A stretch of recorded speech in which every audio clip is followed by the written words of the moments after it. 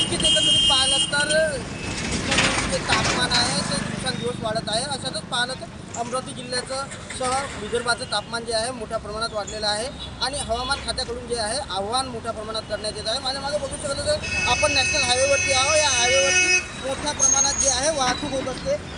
महाराष्ट्रातून मध्य प्रदेशकडे जाणारा हा मोठा हायवे असून जे एकंदरीत पाहिलं तर या हायवेवरती कुठंच गर्दी दिसून पडत नाही आहे. अकोल्याचं तापमान पाहिलं तर 46.9 होतं, तर अमरावतीचं तापमान हे जे आहे ते 46.8 आहे. तर दुसरीकडे पाहिलं तर यवतमाळचं जे तापमान आहे हे 46 टक्केवर गेलेलं आहे. तर वर्धेचं जे तापमान आहे ते 46.4वर आहे. तर बुलढाणा आहे 43.5वर जे आहे ते तापमान गेलेलं आहे. एकंदरीत पाहिलं तर उष्णतेची जी लाट आहे हे लाट मोठ्या प्रमाणात विदर्भासह अकोला असो, अमरावती असो, यवतमाळ असो की वर्धा असो इथे मोठ्या प्रमाणात जे आहे उष्णतेच्या लाटा जे आहे उसळत आहे.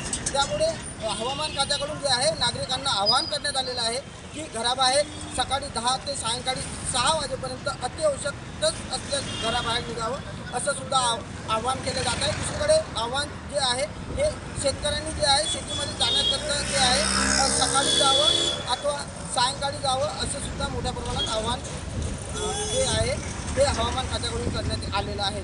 आणि जे अलर्ट जो आहे हा अलर्ट विदर्भासह संपूर्ण विदर्भातील जे जिल्हे आहे यांना सुद्धा अलर्ट करण्यात आलेला आहे. अमरावतीवरून एलेक्स मराठीकरिता अनिरुद्ध उगले.